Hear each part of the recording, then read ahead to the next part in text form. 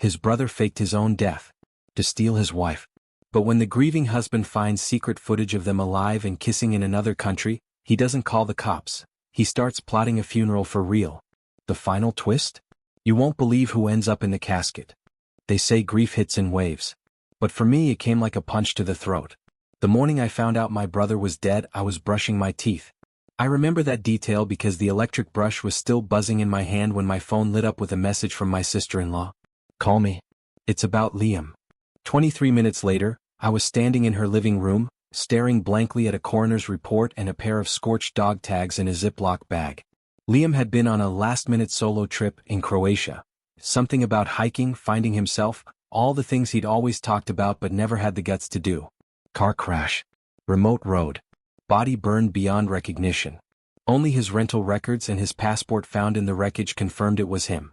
Except no, it wasn't. I just didn't know that yet. The funeral was beautiful if you like that sort of thing. My wife, Kayla, clutched my hand the entire time like her heart was going to spill out onto the casket. My mother cried like someone had cracked her open. Even my stoic dad stood there with that shell-shocked look men get when they've just realized they'll die before fixing all their family's damage. I delivered the eulogy. Talked about how Liam was brilliant but reckless. A risk-taker. A heartbreaker. A wild thing with a laugh that made you forget he was capable of destroying everything he touched. People said I was brave to speak so clearly through the grief. But grief wasn't what I felt. Not really. There was something underneath it. Like a song you can't place that hums in the back of your skull. At the time I thought it was guilt. Because even before the funeral, I already suspected my wife was cheating. We'd been married 5 years. I loved her the way most men love their wives, stupidly, stubbornly, and half-blind. She was kind. Sure. A little too close to Liam, but they'd always had that teasing, flirty sibling-in-law banter that you tell yourself is harmless, until it isn't. After the funeral she changed. She didn't cry anymore. She got quiet. Slept in later. Drank more wine. Smiled less. I asked if she was okay. She nodded. She always nodded. I stopped asking. 6 weeks later, I was cleaning out Liam's storage unit. He'd prepaid a year in advance, probably forgot about it, when I found a USB drive. Just tossed in a shoebox full of receipts and birthday cards. When I got home and opened it, I expected old photos. Maybe some dumb videos from college. Instead, I found a folder labeled Bastion. Inside, a passport scan. A boarding pass. A hotel confirmation. All dated 3 days after his death. At first, I thought it was a mistake. Maybe just an old booking he never used. But the passport photo? That was new. No beard. Dyed hair. Glasses. But still him. Still Liam. Still alive. I wish I could tell you I screamed. Threw something. Went straight to the cops. But I didn't. I just sat there. Staring. Because in that moment something clicked. The hotel confirmation wasn't for Croatia. It was for Buenos Aires. And 2 days ago, I'd seen a strange charge on our joint credit card. A currency conversion from a boutique wine shop. In Buenos Aires. Kayla had said it was a fraud charge. Something she was handling. I believed her. Like an idiot. I called the wine shop. Told them I lost my receipt and needed to confirm a transaction. They gave me the timestamp. Then I called in a favor, an old college roommate who now worked in cybersecurity. Told him I needed access to a cafe street cam footage, right across from the wine shop. Said I thought I'd been scammed and someone used my identity. He found the feed. Sent me a 3-minute clip. I watched it 6 times before I could breathe again. Because there they were. Kayla. My wife. And Liam. My very dead brother. Holding hands. Laughing. And then, like a final gut punch flourish, he pulled her in and kissed her. Long, slow. Familiar. They faked his death. They planned it. And they thought they got away with it. But they forgot one thing. I bury the dead. And now I'd make sure Liam got the funeral he pretended to have. Except this time I'd be the one holding the shovel. They say when you stare into the abyss, it stares back. But what they don't tell you is that sometimes, the abyss wears your brother's face and kisses your wife on a sunlit patio in Buenos Aires. And it smiles. I didn't fly out right away. That would have been the amateur move, the kind you see in movies, where the betrayed man bursts into a hotel room with fury and fists, demanding answers from people who already decided you were a memory. No, I waited. I watched. The next week, I hired a fixer. The kind of guy who only uses his first name and doesn't blink when you ask him to follow 2 people off the grid. He had eyes in Argentina in under 24 hours. Your brother, he told me on the phone, Goes by Julian Beckett now. She's Sienna. Jesus, I muttered. She changed her name? Legally too, he said. New passport. Private citizenship sponsor. Fake residency in Mendoza, all through a shell company. This wasn't some lover's escape. This was AF ****** operation. Every time I thought I'd hit rock bottom, they handed me a shovel. You have to understand how surreal it feels to watch your dead brother living better than you, sipping wine, driving a black Jeep, strolling through markets with the woman who used to cry in your arms. Every update from my fixer made it worse. They were living like newlyweds. No grief. No shame. It was like I never existed. And that's when it really clicked. They hadn't just run away. They had erased me. The deeper we dug, the uglier it got. Liam had started building this months before his accident. The burner accounts. The fake ID groundwork. The digital death trail, all designed to make sure he vanished without leaving a fingerprint behind. And Kayla? She wasn't some manipulated damsel. She wired money. She filed travel documents under an alias. She ordered the wine. She smiled when the flames supposedly consumed my brother. You want to know the worst part? She told me she wanted kids the week after he died. Said she wanted to start a family, something beautiful to rise from the ashes of grief. We cried together. We made love. I almost gave her a child. God. So now I had 3 choices. Go to the cops. Out them to the world and drag them through legal hell. Option 3 was the one I picked. The long one. The personal one. Because some people don't deserve a courtroom. They deserve closure. Buried. Final. Biblical. I flew to Argentina under a new name, Thomas Garrick. Dual citizenship has its perks when you marry into the right family. A friend of my father's from years ago, a diplomat, helped me fast-track it under a quiet favor. I wore sunglasses, grew out my beard, dyed my hair darker. I didn't look like the man they'd left behind. Not anymore. They were living in a vineyard estate half an hour outside of the city. I got a job there through another fixer. Maintenance crew. Quiet work. No questions. Good pay. Mask on. Hat down. Tools in hand. My first week there, I saw her from a distance. Kayla. She was laughing. Wearing white. Sunlight in her hair. She looked free. I didn't expect it to hit me in the chest like that. But it did. Because I remembered being that man, the one who made her laugh like that. Before all this. Before she decided my brother was the better option. I didn't cry. I just sharpened the blade. Then came Liam. He walked out onto the patio one afternoon, barefoot, holding 2 glasses of wine and a half-eaten peach. He kissed her neck. She giggled. It was grotesque.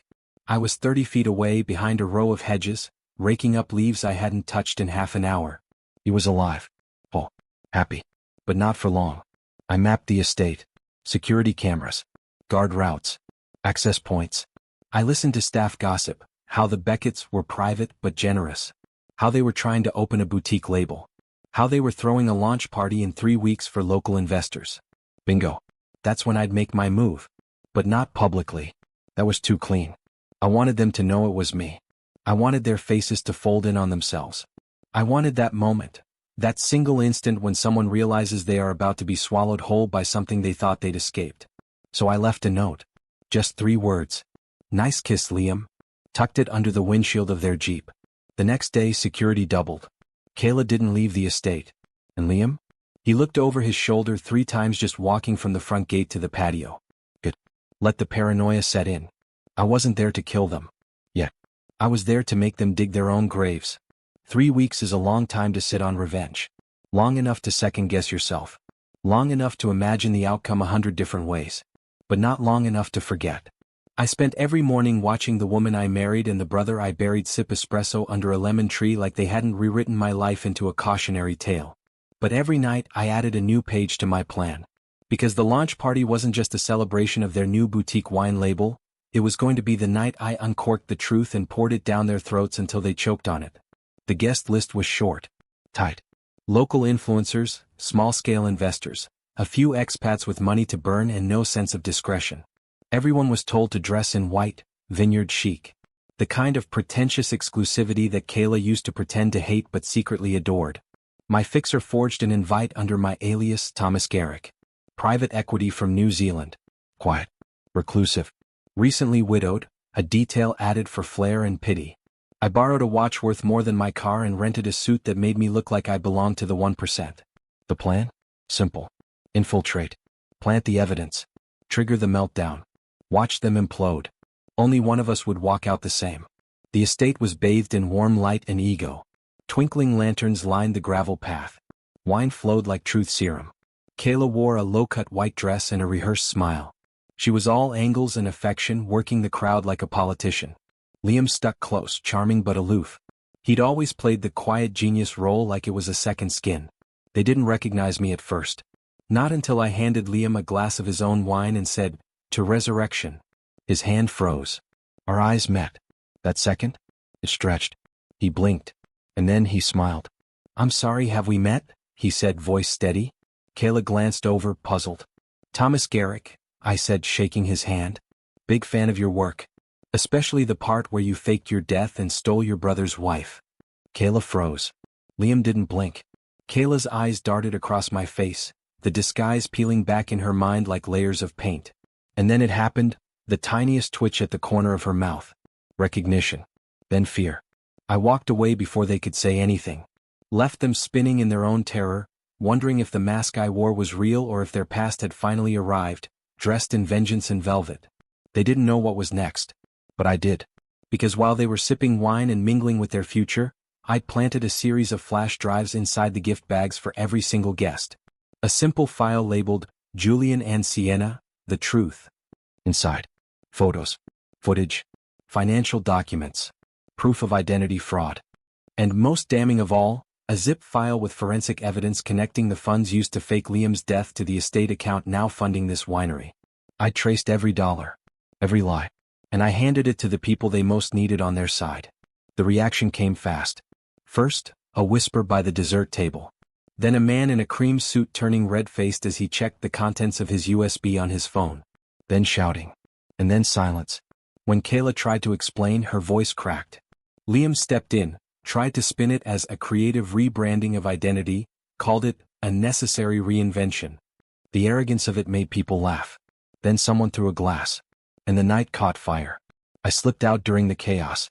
Back to the servants' corridor to the far end of the vineyard, where the Jeep was parked under a silver moon. 10 minutes later, Liam was chasing after me. Alone. "Stop," he shouted into the vines. "I know it's you." I stepped out of the shadows. He stopped cold. "Why?" he asked. I tilted my head. "You stole my wife, my future, my family name, and then threw me a funeral like a party favor," I said. "And you want a why? You don't understand." "Don't insult me," I snapped. "You didn't fall in love, Liam. You wanted to become me. You couldn't stand being second best. So you killed me." He took a step closer. "You think I won't finish it this time?" he asked. I smiled. "You won't get the chance." He lunged. And I was ready. The struggle was fast. Brutal. Desperate. I had the knife tucked into my belt. A vineyard pruning blade. Curved. Sharp. Personal. When it slid between his ribs, he gasped like it was a betrayal. It wasn't. It was justice. Kayla found him an hour later. Face down in the vines. Bleeding into the dirt he thought he owned. She screamed. But no one came. Because the investors had already fled. The authorities were en route. And the woman who helped fake a death was now standing over a very real one. I vanished again. Left a single note in Kayla's jewelry box, tucked behind the ring she used to wear. Now he's really dead. Grieve him properly this time. I don't know if she'll go to prison. Or if she'll weep. Or if she'll ever tell the truth. But I know this. The man who faked his death? He finally got the funeral he deserved. And I didn't need a eulogy. Just a shovel. They buried Liam on a stormy Tuesday. Again. This time there was no national park, no mysterious car wreck, no ashes in a silver urn. Just a plain casket lowered into Argentine soil, under gray clouds and side eyes from a crowd that no longer believed in happy endings. Kayla wore black. Tight-lipped. Alone. And if you told me a year ago that I'd be watching her from a hillside behind an umbrella, I'd have said you were insane. But here we are. Me. Alive. Him. Dead. Her. Caught in the middle of a life she thought she'd stolen clean. The trial came fast. Liam's death reopened every door they'd slammed shut during their escape. Identity theft, insurance fraud, obstruction, interstate conspiracy. Turns out when your not dead husband suddenly is dead again, forensic flags fly. And the icing on the cake? The flash drive I'd planted at their launch party. It ended up in the hands of a Bolivian investor with deep ties to both local law enforcement and an ex-journalist who adored scandal more than breakfast.